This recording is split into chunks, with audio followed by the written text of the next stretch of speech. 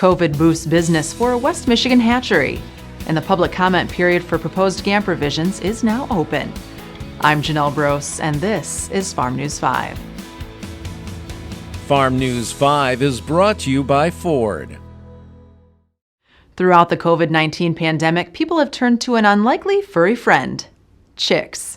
And many have reached out to Zeeland, Michigan's Townline Poultry Farm as backyard flock enthusiasm increased during the quarantine. Our business really ramped up, I would say, the 1st of April compared to other years. We're always busy in March. Once the COVID hit and the schools closed down, our phones just started ringing constantly. Personal online orders probably increased 400% this year. We were getting 50 to 100 orders a day from just individuals looking for chicks. Part of that was people would go to their local farm store, whether it was Tractor Supply or Family Farm and Home, and generally there's always chicks there. Well, there was such a demand for chicks that those stores were sold out.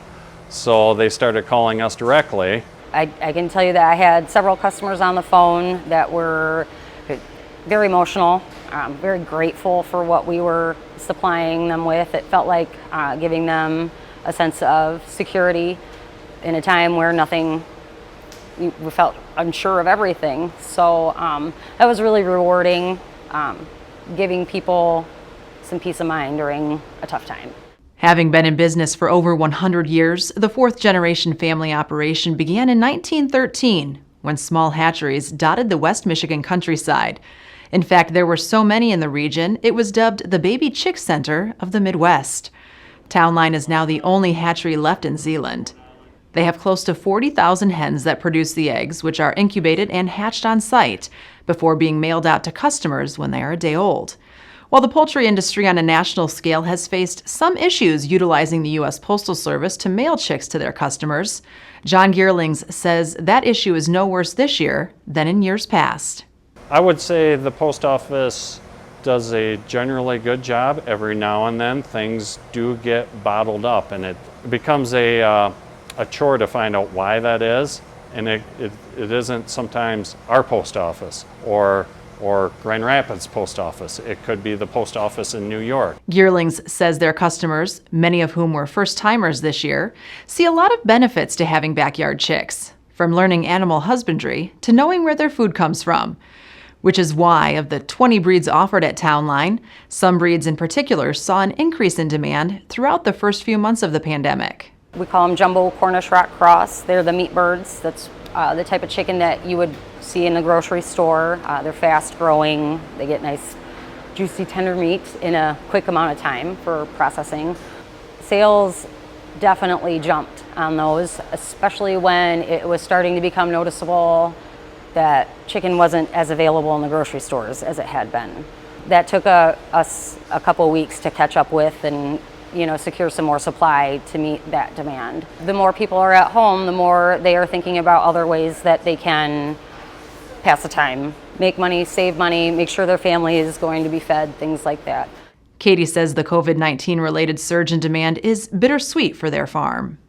Most of our customers, they would ask us if we're still operating, how things are going, and we would explain to them how busy we were, and all of them congratulated us. It was very sweet. It was almost like a piece of good news for them, versus everybody being at home not working. And I kept, every time I would say to them, it is good, it's a good thing, and we're happy to be able to do this, but it's hard to celebrate the boost in sales when you know what's happening for the rest of everybody. Up next, the Agriculture Commission is accepting comment on the proposed changes to the state's generally accepted agricultural and management practices. There's torque, then there's 1,050 pound-feet of available best-in-class torque. There's towing, then there's up to 37,000 pounds of available best-in-class towing. There's backing up a trailer, then there's backing up with available class-exclusive Pro Trailer Backup Assist. In other words, there are trucks, and then there's the new Ford Super Duty, the most capable heavy-duty pickup truck ever built. The Michigan Agriculture Commission and the Department of Agriculture and Rural Development are accepting public comments on the proposed drafts of the 2021 Generally Accepted Agricultural and Management Practices. Comments can be made via mail, email, or by calling the October 1st public comment meeting. For a copy of the GAAMPs, including the proposed revisions, please visit the state's Right to Farm website. The 2021 Great Lakes Crop Summit has been canceled. Citing the logistical challenges of hosting such an event in the face of COVID-19 restrictions and wanting to protect the well-being of sponsors and attendees, the Corn Marketing Program of Michigan, the Michigan Soybean Promotion Committee, and the Michigan Wheat Program said their best option was to cancel the event. Planning is already underway for the 2022 summit, which will take place January 26th and 27th. Up next, EEE cases are on the rise. Planning for 2019 and beyond? Foster Swift's Ag Law team offers comprehensive legal counsel for farmers and businesses.